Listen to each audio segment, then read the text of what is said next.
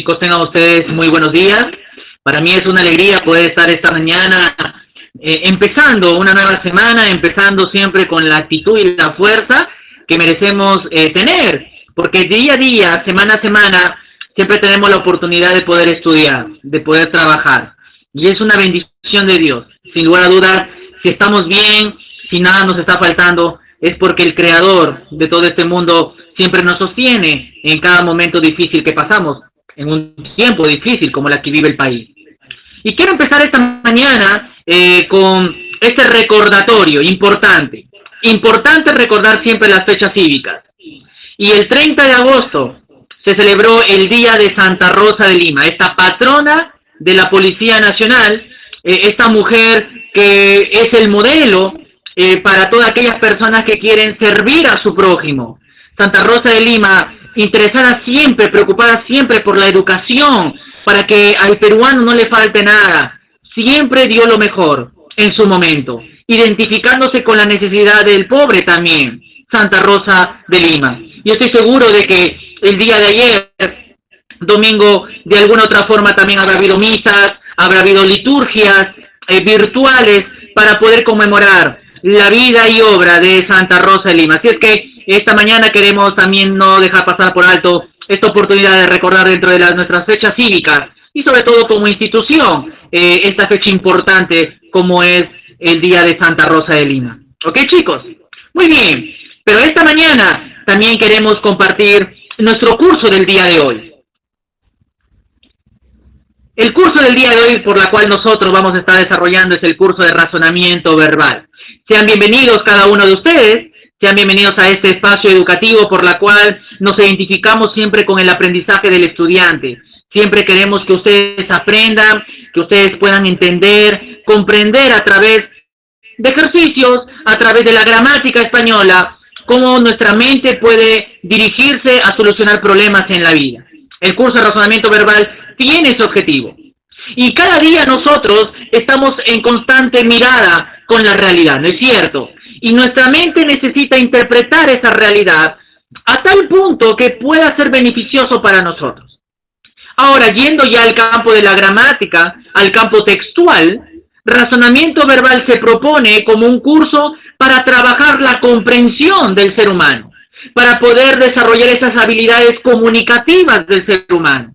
Por eso es justificable la importancia del curso, chicos, que tiene razonamiento verbal. Así que sean bienvenidos a todos aquellos que quieren aprender en este momento este curso importante. Pero no solamente instruir y aprender sobre el curso en sí, sino también que cada semana nosotros estamos aprendiendo los valores. Estamos aprendiendo a poder caminar en valores. Estamos aprendiendo a meditar lo que significan los principios éticos de los valores. Y acá hay dos valores, como son la solidaridad y la honestidad. ¿Cómo te está yendo con estos dos valores? ¿Has tenido la oportunidad de estar practicando estos valores? ¿Estás ayudando en casa con las cosas que se necesitan? Chicos, el peor enemigo del ser humano es la ociosidad, es la insensibilidad, es la mentira, el hecho de que el ser humano sea mentiroso. Yo te invito esta mañana a que tú puedas pensar en tus relaciones sociales, cómo te estás relacionando con tu amigo, con tu vecino, con tus padres, con tus hermanos, con tus abuelos, tus tíos. Ellos necesitan ver a un alumno, a un hijo solidario, honesto, responsable, puntual. Tus profesores necesitan ver eso, ver los frutos que cada día ellos dan en relación a la educación de tu persona. Así es que cada semana, no olvides, vamos a estar insistiendo en estos valores importantes como son la solidaridad y la honestidad. Y como dije al inicio, estamos en el curso de razonamiento verbal, estamos aprendiendo a ser solidarios en el curso, también ayudarnos a poder comprender ciertos temas complicados del curso y a ser honestos, porque el curso necesita un contenido verdadero, una enseñanza crucial para cada uno de nosotros. Quiero que a continuación mires la siguiente imagen.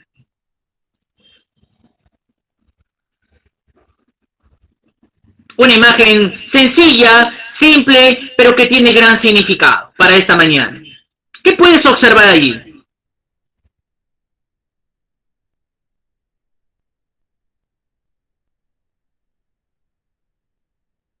¿Qué detalles puedes observar en la imagen?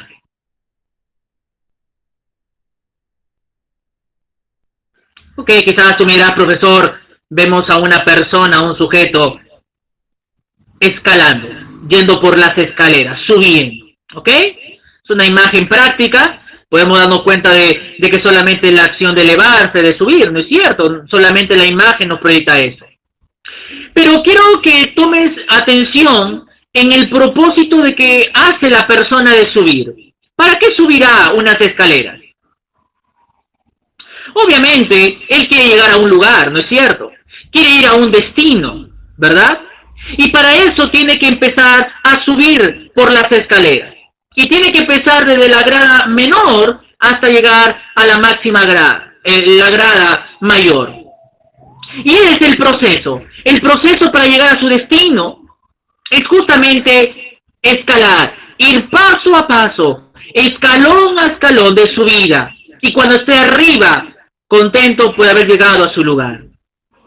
Y esta mañana quiero tomar la figura, la metáfora de esta escalera, de esta persona que sube las gradas. Porque cuando nosotros trabajamos el aspecto textual, cuando trabajamos la comprensión de textos, como vimos la semana pasada, lo trabajamos a través de niveles, ¿no es cierto? A niveles mentales. Nuestro cerebro tiene la capacidad de poder trabajar 3 niveles de lectura. Y toda lectura tiene un proceso. Va de menor hacia mayor. Va escalando montañas. Y nosotros estamos relacionados con la lectura física o virtual. Pero sea cual sea, nosotros estamos siempre en contacto con un texto. Entonces es imperativo, necesario, obligatorio que nosotros aprendamos lo que es la comprensión lectora. El peruano sufre porque no lee, porque no puede criticar, no sabe juzgar, porque no lee, porque no comprende la realidad. Y el día de hoy, esta mañana, quiero que compartas junto conmigo lo que llamo las fases del proceso lector, o las etapas de la lectura, o las etapas de la comprensión lectora. Tiene varios nombres este tema, podemos ponerle algún título especial, pero especialmente vamos a ver hoy día las etapas, el proceso, las fases de esta lectura importante, que yo espero que al final podamos llegar un poquito al tema de la comprensión lectora. Podemos decir en primer lugar que la lectura es importante. El plan lector es importante. El hecho de que estudiemos literatura, por ejemplo, hace necesario el estudio netamente del razonamiento verbal. La lectura es aquella donde el lector interpreta la totalidad del contenido textual. Y creo que esa es la interpretación. Ese es el significado. Decodificar, interpretar un texto. Para llegar a interpretar una lectura, no es fácil. Se necesitan muchas herramientas de estudio, básicos, como esta mañana queremos proponerte. ¿Ok? Obviamente, cuando tú interpretas un texto, interpretas una lectura, te vas a llegar al mayor grado de conocimiento y vas a formular tus propios pensamientos. Esa es la idea, que la lectura nos ayuda a nosotros a formular nuestros propios pensamientos.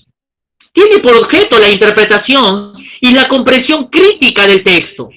Una lectura comprensiva hará que sea más fácil mantener actualizado un tema, que es la clave para el día de hoy. Así es que por ahí podemos darnos cuenta de la importancia que tiene la lectura para nosotros hoy en día. Ahora, ¿cuáles son las etapas de este proceso lector? ¿Cuáles son las etapas de la comprensión lectora? La semana pasada vimos sobre los niveles de lectura, vimos el nivel literal, vimos el nivel inferencial y vimos el nivel crítico valorativo. Vimos que estos 3 niveles es lo que trabaja nuestro cerebro y comenzamos a usarlo. Vimos preguntas de análisis y comentario en base a estos 3 niveles y algunos textos para poder dar lectura y así entender e interpretar un texto. Bueno, este tema está muy ligado a la clase anterior. En realidad, tenemos que estudiar este tema a la luz de los niveles de lectura. Vamos a ver el día de hoy 3 etapas importantes en este proceso lector. En primer lugar, hay un paso, el primer escalón, como diríamos, ya de la primera grada de una escalera, la llamada prelectura. Cuando tú tienes un texto, primero hacemos la prelectura, ¿ok? La prelectura es la etapa inicial de la lectura. Permite crear la curiosidad y el interés en el lector. Y también el profesor trata de ver si el alumno lector tiene conocimientos previos antes de leer, por eso se llama prelectura. ¿En qué consiste? Por ejemplo, ¿qué cosas podemos ver en esta prelectura? Cuando te presentan un texto narrativo, por ejemplo, una historia, lo que tenemos que revisar, por ejemplo, es ¿qué tanto sabemos del texto? ¿Qué tanto sabemos del autor? ¿Qué tanto sabemos del tema?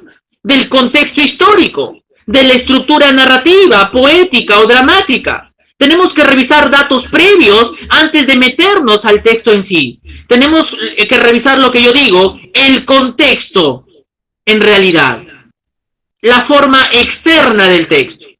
Tenemos que llegar con pensamientos previos antes de meternos a la interpretación en realidad. De eso se trata la prelectura. De eso se trata el trabajo que tú tienes antes de poder leer un texto. Porque el problema de nosotros es que decimos, profe, no comprendo ese texto. ¿Qué quiere decir ese texto? Es que en realidad, antes de irnos al texto, tenemos que conocer ciertos detalles importantes antes de ir al texto en sí. Y el texto en sí tiene que ver con la segunda etapa, la llamada lectura propiamente dicha. ¿Ok? La lectura propiamente dicha. Es la etapa de desarrollo, donde se procede a una lectura atenta y detenida del texto. Ahora, si es una lectura atenta y detenida, tú tienes que leer un espacio que esté en silencio. Tienes que no tener interferencias. No tienes que tener obstáculos en el momento de coger un libro y leer, o de coger tu cuaderno y leer. ¿Por qué? Porque en esta etapa se va a priorizar la comprensión en sí. Si quiere llegar a ese nivel inferencial de lo que hablamos la semana pasada. Es posible en esta fase, en esta etapa de la lectura propiamente dicha, usar ciertas técnicas para que tú puedas usarla. Por ejemplo, el subrayado. Tienes un texto, comienzas a subrayar ideas, personajes, versos, algunos diálogos. Escribir notas, lo que es el sumillado. Por ejemplo, apuntar tu texto, una idea que te llama la atención, una palabra en el diccionario que te llama la atención, lo escribes, algún personaje dijo algo, lo escribes como una nota aparte. Extraer ideas principales, escribir oraciones que reflejen las ideas del texto, escribir los hechos de las escenas. En los poemas, ver el asunto lírico, saber lo que el autor quiso transmitir con el poema. Si es un drama, una tragedia, una comedia, ver los diálogos, el lenguaje, una serie de técnicas que tu docente tiene que enseñarte, tú como alumno, y debió haberte enseñado años anteriores, a usar en la lectura comprensiva. Y eso se requiere tiempo. Para usar estas técnicas se necesita tiempo, se necesita adiestramiento, conocimiento básico. Y si no lo tienes esta mañana, podemos empezar quizás subrayando algunos temas de esta clase y de la lectura que vamos a ver a continuación también. Entonces, tenemos esta segunda fase, la lectura propiamente dicha. Seguimos en el escalón, ¿no es cierto? Seguimos subiendo como la escalera. Por último, la postlectura, en la cima, la llegada de la lectura propiamente dicha. Lo que yo llamaría, o lo que podemos comparar con los niveles de lectura, sería el nivel crítico valorativo, lo que se hace en la postlectura. Es la etapa de consolidación. Esta etapa permite conocer cuánto el lector ha comprendido lo que ha leído. ¿Cómo comprobar que tú has comprendido una lectura? Bueno, a través de una lectura comentada. ¿Y qué es una lectura comentada? Que tú haces un juicio crítico, una apreciación personal de lo que has leído. Esto es. Y para hacer una lectura comentada, tú tienes que reflexionar lo que dice el texto y aplicarlo a la vida. Para mí eso es vital en comprensión de textos. Cómo el texto se aplica a la realidad. Cómo el texto me ayuda a mí. Cómo el texto me es útil a mí en la vida. De eso se trata el texto. En realidad, el texto literario tiene esa forma de proyectar un mensaje, un propósito comunicativo. Tú tienes que descubrir eso y relacionarlo con la realidad. Ahora, obviamente, va a haber dudas, va a haber preguntas, y aquí hay un punto muy importante. Cuando se hace una lectura conjunta, se formulan las preguntas, se dan las ideas preconcebidas que hemos tenido y se llega a una conclusión. Por eso si tú tienes por ahí a alguien, un hermano, un amigo, quizás virtual, un compañero o tus padres, y quieres leer un libro, siempre lee un libro junto con alguien para compartir una lectura comentada juntos. O si no, con tu docente. Tu docente tiene la herramienta necesaria para orientarte por dónde va el propósito de la lectura. Pero aquí viene el momento de la reflexión de la lectura. ¿Qué tanto la lectura me ha ayudado en este aspecto? Así que por eso es importante, ¿no es cierto? Por eso es importante el curso. Por eso es importante el proceso de la comprensión lectora. Tenemos que llegar a la poslectura. Y las dudas que tengamos, descartarlas por lo menos un 90%, 95%. Y hacer un juicio crítico. Muy bien, chicos. ¿Qué te parecieron estas tres fases? La prelectura, la lectura propiamente dicha y la postlectura. Vamos a leer hoy día un texto narrativo, ¿ok? Llamado El águila, el cuervo y el pastor. ¿Ok? Vamos a leer un texto. Tú tienes también en tu sesión de clase el texto. Es un texto corto. Tenemos que analizar este texto e ir por las tres etapas del proceso lector. El texto dice así: lanzándose desde una cima, un águila arrebató a un corderito. La vio un cuervo y tratando de imitar al águila, se lanzó sobre un carnero, pero con tan mal conocimiento en el arte que sus garras se enredaron en la lana. Y batiendo al máximo sus alas, no logró soltarse. Viendo el pastor lo que sucedía, cogió al cuervo y cortando las puntas de sus alas, se lo llevó a sus niños. Le preguntaron sus hijos acerca de qué clase de ave era aquella, y les dijo: para mí, solo es un cuervo, pero él se cree águila. Interesante el texto, ¿verdad? Uno de los tips que yo dije la semana pasada es que para comprender un texto hay que leerlo más de una vez. Obviamente leerlo más de una vez va a ayudar muchísimo a la comprensión, porque nos vamos a dar cuenta, obviamente, de ciertos detalles que el texto puede decir. Ahora, obviamente este texto tiene estos tres pasos. Vamos a aplicar los tres pasos para este texto. ¿Ok? Vamos a aplicar los tres pasos en relación al texto que hemos leído. Vamos en primer lugar con la prelectura. La prelectura, recuerda, son los conocimientos previos. Por ejemplo, ¿qué género literario pertenece el texto? Es importante conocer el género literario. ¿Y qué lenguaje usa? Cuando sabemos eso, podemos llegar al siguiente nivel. Por ejemplo, es un texto narrativo corto. Es un corto texto. Está escrito en prosa. Ese es su lenguaje principal. Entonces, vamos a ir por una interpretación narrativa del texto. En segundo lugar, ¿qué es una fábula? ¿Y quién escribió este texto? Bueno, nos damos cuenta que este texto es una fábula. No es un cuento, no es una novela, no es un mito, no es una leyenda. Es una fábula. Y si es una fábula, la fábula tiene ciertas características que lo hace diferente del cuento, que le hace diferente de la novela. ¿Qué es la fábula? Por ejemplo, es un texto narrativo cuyos personajes son animales. Ahí está. Primera característica importante de una fábula. Tiene animales como personajes. Y tiene también una moraleja al final. Ahí está la importancia de esta fábula. ¿Quién escribió esta fábula del cuervo, del águila y del pastor? El gran Esopo, el gran fabulista griego. Esopo. ¿Ok? Escribió esta fábula. Entonces, podemos conocer algunos datos importantes en esta prelectura. No olvides. Vamos escalando peldaños y vamos con la lectura propia. Preguntas. Va a haber preguntas aquí, algunas cosas que te vamos a pedir, por ejemplo, subrayar algunos hechos que permiten ir al tema principal. Bueno, yo he subrayado algunos hechos que nos van a ayudar a centrarnos en el tema, ¿ok? El tema de lo que Esopo quería decir con esta fábula, o de lo que quería enseñarnos con esta fábula. Ahora, ¿qué idea principal podemos resaltar en la fábula? Por ejemplo, hemos resaltado algunas ideas, ¿ok? Voy a retroceder. Por ejemplo, mira esta idea subrayada, tratando de imitar al águila. La segunda idea, mal conocimiento en el arte. Tercero, no logró soltarse. Y por último, para mí solo es un cuervo, pero él se cree águila. Esos son mis subrayados, porque creo que está ahí lo importante y que por ahí puede ir el texto con el tema. ¿Ok? Entonces, ¿qué idea podemos resaltar? Y en la fábula podemos ver en todo momento, ¿ok?, que hubo un animal que quiso imitar a alguien, ¿no es cierto? Que quiso imitar, el cuerpo quiso imitar al águila. Entonces, una idea que se puede desprender es el peligro de la mala imitación. El peligro porque se enredó con la lana del otro animal y obviamente iba a morir. Entonces, hay un peligro cuando nosotros imitamos más las acciones de una manera pésima, sin conocimiento, sin evaluar y sobre todo sin aprender. ¿Ok? Entonces, comenzamos ya a ir al texto y en su interpretación. Y por último, vamos a la postlectura.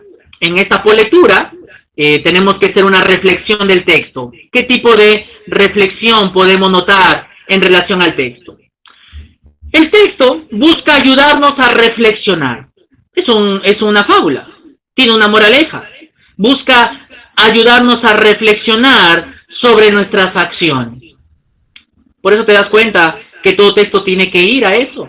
Tiene que ir a reflexionar sobre nuestras acciones. Así que busca ayudarnos a reflexionar sobre nuestras acciones y los modelos que debemos aprender para vivir correctamente. Así es que tenemos una fábula, puede ser infantil la fábula, pero nos lleva y nos desafía a vivir correctamente, imitando los buenos modelos de vida y reflexionando sobre nuestras propias acciones. ¿Ok? Muy bien, chicos. Entonces hemos visto las 3 etapas de lectura, hemos visto un ejemplo de ello. A continuación vamos a ir a algunas actividades de análisis y comentario para seguir profundizando el tema y así desarrollando nuestra capacidad lectora. Vamos a marcar la respuesta correcta del siguiente enunciado. Una de las técnicas de la lectura en sí que podemos usar es una técnica de la lectura propiamente dicha. A. Buscar información sobre el contexto y el autor. B. Subrayar ideas y hechos de la narración. O C. Hacer una crítica constructiva del texto o al texto. ¿Cuál sería la respuesta correcta? Una técnica de la lectura propiamente dicha.